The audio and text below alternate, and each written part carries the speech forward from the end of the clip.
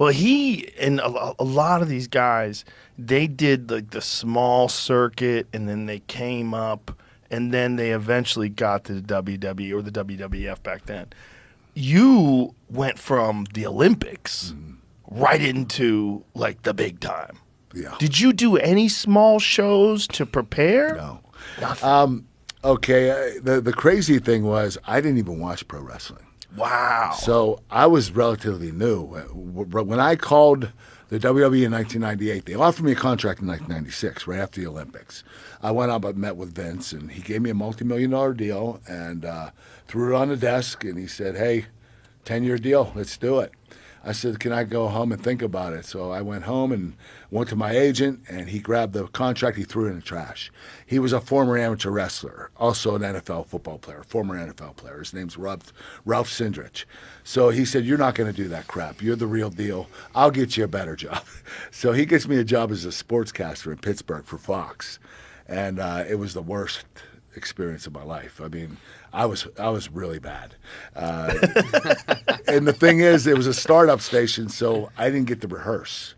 So the first night on the air, here I am, I'm anchoring the sports, and my teleprompter goes out. And my scripts, when I went into the studio, I ran to the producer, and they all went up in the air and fell out of order. So when I put them down, they were out of order. So I'm looking at the teleprompter. The producer says, just look at the teleprompter. Don't look at anything else. Just read it. And I go to read it, and it goes black. It goes out. Wow. And I'm just sitting there for like a minute. And the producer says, Kurt, say something. Say anything.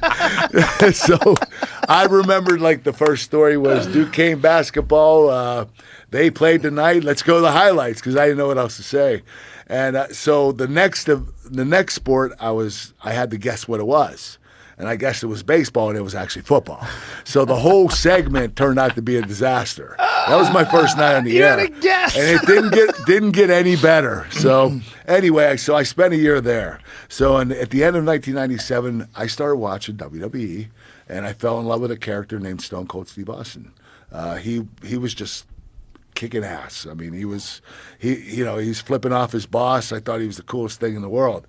And so I decided to call the WWE in early 1998, and I said, does that contract still stand from 1996? They said, no, but you can come up and try out. So I went up and tried out. After the first day, I picked up on it pretty quickly, so they gave me a contract, and I trained for about 7 months. And they literally, they had me training. The first 3 months was a week a month, where I just went up to WWE. I went into their studio, and I would train with a couple of wrestlers. And so I'd only do that 1 week a month for 3 months. And then the following 4 months, they sent me to Memphis, to a smaller territory down in Memphis. And I worked there for 4 months, where I did one TV a week for 4 months.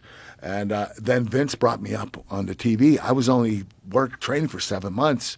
I wasn't ready to be on TV. And he wanted me to go on TV at that point in time. So I was like, Vince, you want me to cut a promo tonight? I don't even know how to cut a promo. I didn't learn that down in Memphis. I did 1 or 2 promos in Memphis, and they were horrible. And now Vince wants me to cut a promo for 5 minutes. And he's going to tell me it. He's not even going to write it down. He's going to tell me what it is, and he wants me to go out there and do it. I'm like, holy shit, there's no way. So I said, well, okay, go tell me the promo. So he starts talking, and the whole time I'm just thinking, this is fucking long. This is really fucking long. I'm not going to remember any of this. So when he gets done, I said, Vince, I'm sorry, but I didn't hear a word you said. You're going to have to repeat it again. So he said, I'm going to tell you one more time, and you got to go out there and do it. You either sink or swim. Wow. So I went out, and I did about 80% right, and he was like, I think I have somebody here. I think it's a guy I can work with. So I was learning on the job, and I was getting better and better every week. And Vince continued to push me. Within 3 months, I was at the main event level. It was like, whoa, like what's going on here? Why am I getting pushed so hard?